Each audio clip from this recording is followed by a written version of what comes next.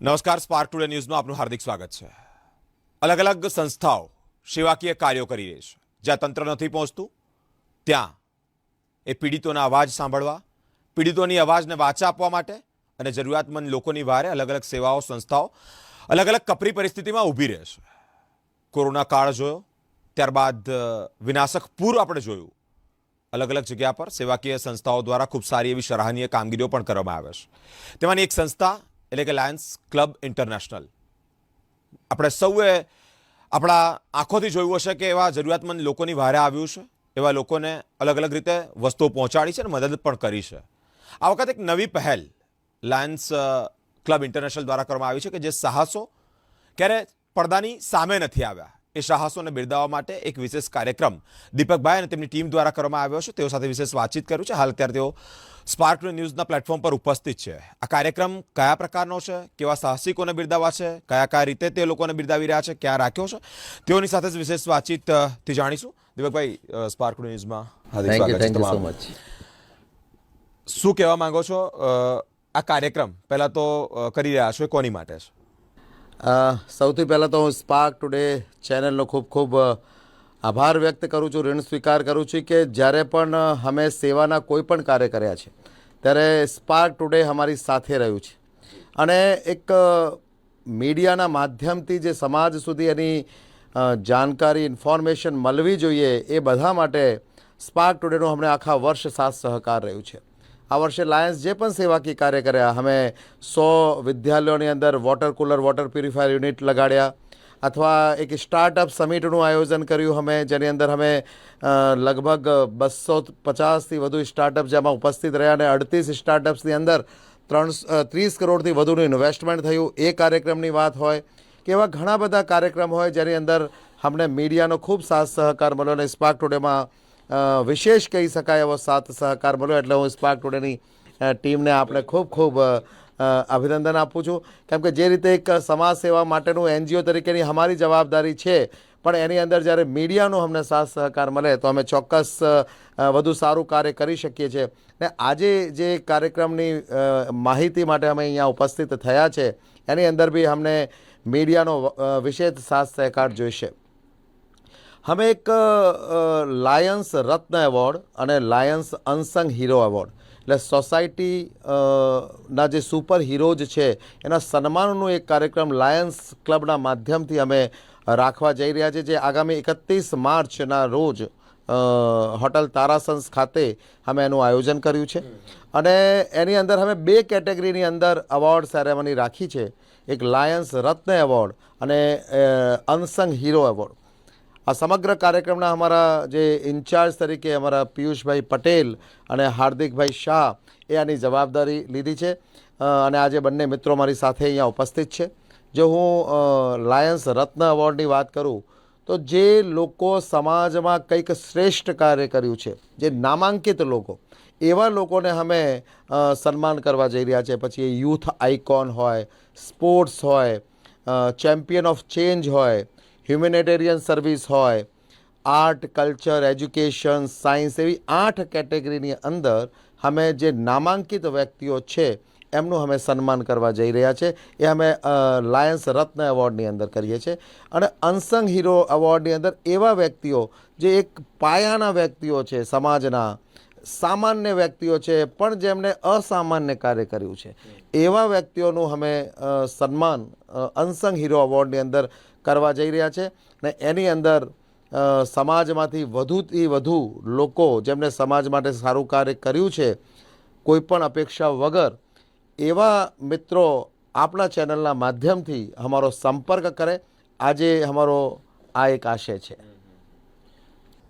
Lions club international દ્વારા 2 પ્રકારના એવોર્ડથી એ લોકોને સન્માનિત કરવાનો કાર્યક્રમ છે કે જે લોકોએ સમાજ માટે ખૂબ સારું કાર્ય કર્યું છે। જેટલા સાહસો ક્યારેક પડદા પાછળ તાળીઓના ગડગડાટથી વધારવામાં નથી આવ્યા, પરંતુ તેઓને બિરદાવવા જોઈએ, બિરદાવવા લાયક છે, તેઓની વારે આવ્યા છે અને તેઓને બિરદાવવાનું કામ કરી રહ્યા છે। અનસંગ એવોર્ડ વિશે જે વાતચીત કરવી છે, એ કયા પ્રકારનો એવોર્ડ છે, શું કહેવા માંગો છો?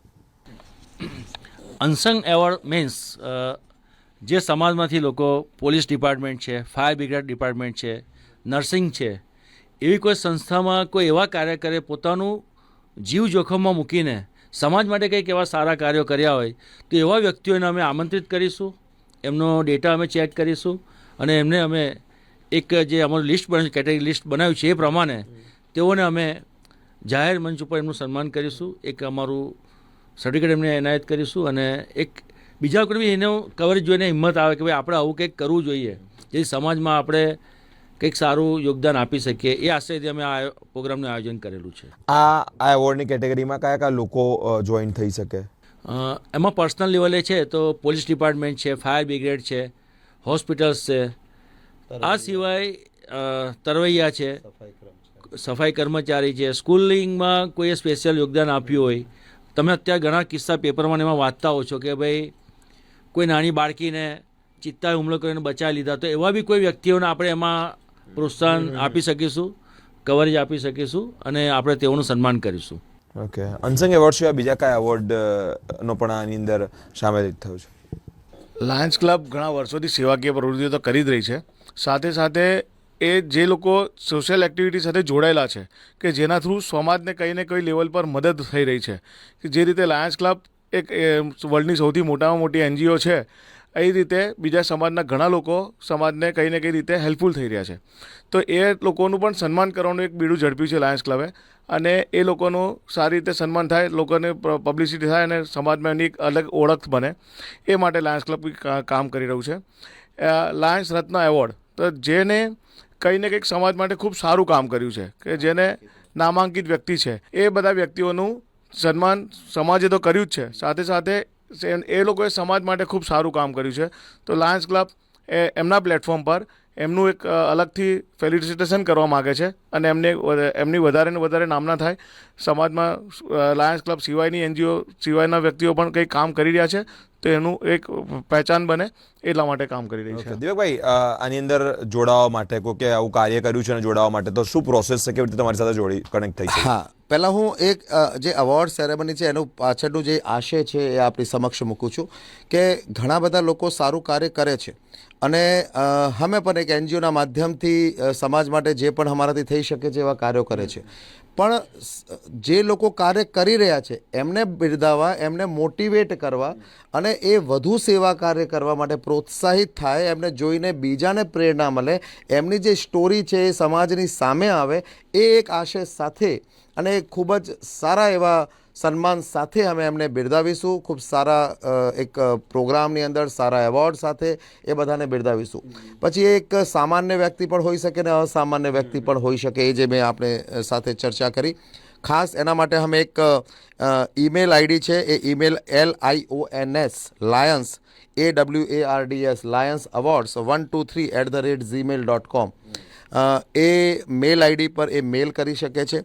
એના સિવાય જે અમારું ડિસ્ટ્રિક્ટ ઓફિસ છે લાયન્સનું, ત્યાં એ રૂબરૂ અથવા કોરિયરની માધ્યમથી એમની જે એપ્લિકેશન છે એ મોકલી શકે, જેની અંદર એમનું નામ, એમની ઉંમર, એમની કઈ કેટેગરીની અંદર એ એવોર્ડનું એપ્લિકેશન કરવા માંગી રહ્યા છે, એમનું કોન્ટેક્ટ નંબર, એમની મેલ ID અને વિગત સાથે લગભગ 3 પેજની અંદર એમના ફોટો સાથે એ કોરિયર કરી શકે છે. જે એડ્રેસ આપણા મીડિયાના માધ્યમથી હું અહીંયા કહું છું, Deepak Surana, lions club international district office, care of JK optical, opposite Lakdi Pul, near Arvind Ashram, Dandia Bazaar.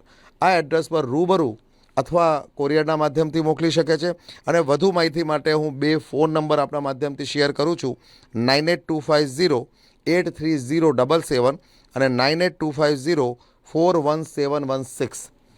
આ અવોર્ડ માટેની જે એપ્લિકેશનની લાસ્ટ ડેટ છે એ 20 માર્ચ છે અને એની અંદર અમારા લાયન્સ સિવાયના 3 નામાંકિત વ્યક્તિ જે વડોદરાના છે, 3 નોન પર્સન, એને આખી સ્ક્રુટિની કરશે અને એના આધારે જે અલગ અલગ કેટેગરી જે છે એની અંદર જે લાયન્સ રત્નમાં આપણે અલગ અલગ કેટેગરી છે, અનસંગ હીરો એવોર્ડમાં કોઈ અલગ અલગ કેટેગરી નથી, એની અંદર અલગ અલગ સ્ક્રુટિની કરીને અમે ખૂબ જ આમ ચકાસીને અને જે શ્રેષ્ઠ વ્યક્તિઓ છે, બધાએ શ્રેષ્ઠ કાર્ય કર્યું છે, બધાએ સારું કાર્ય કર્યું છે, જેટલી પણ અમારી પાસે એન્ટ્રી આવશે એ બધાએ શ્રેષ્ઠ કાર્ય કર્યું છે, પણ શ્રેષ્ઠમાંથી પણ શ્રેષ્ઠતમ શોધીને અમે એમને અવોર્ડ સાથે સન્માનિત કરીશું. કાર્યક્રમ ક્યાં અને ક્યારે?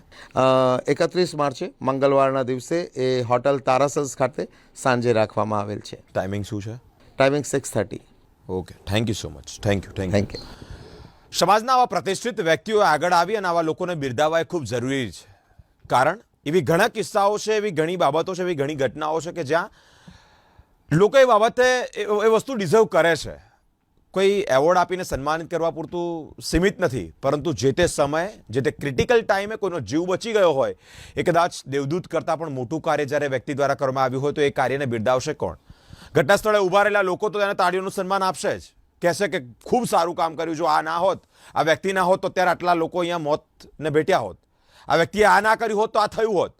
પરંતુ એ ન હોત તો, અને એ છે તો એને બિરદાવવાની આપણા સૌની પરમ પવિત્ર ફરજ છે. લાયન્સ ક્લબ ઇન્ટરનેશનલ દ્વારા આવા અવારનવાર કાર્યક્રમો થઈ રહ્યા છે, કરવામાં પણ આવી રહ્યા છે. એક વિશેષ કાર્યક્રમ કે જે 2 પ્રકારના એવોર્ડ, અનસન અને રત્ન એવોર્ડ, લાયન્સ રત્ન એવોર્ડ, જેના દ્વારા આવા લોકોને બિરદાવવાનો એક કાર્યક્રમ કરવામાં આવ્યો છે. એક અપેક્ષા છે કે પ્રતિષ્ઠિત વ્યક્તિઓ, નામાંકિત વ્યક્તિઓ આવા કાર્યક્રમો થવા જોઈએ, કરવા જોઈએ, કે જેને લઈને જ સાહસ બતાવનારા વ્યક્તિઓને જોઈ અને બીજા પણ ઘણા બધા એવા લોકોને અંદરથી એક મોટિવેટ થાય, અંદરથી એક હિન્ટ મળે, એક સ્ટ્રાઇક આવે કે ભાઈ મારે પણ આવું કંઈક કરવું છે, જેને લઈને આવા એવોર્ડો લોકોને મળી રહ્યા છે ને એ પણ આગળ આવી રહ્યા છે, ફ્રન્ટ પેજ પર આવી રહ્યા છે. ખૂબ ખૂબ સ્પાર્ક ટુડે ન્યૂઝની એન્ટાયર ટીમ વતી આપને અભિનંદન પાઠવીએ છીએ કે આવા કાર્યક્રમો દિન પ્રતિદિન કરતા રહો.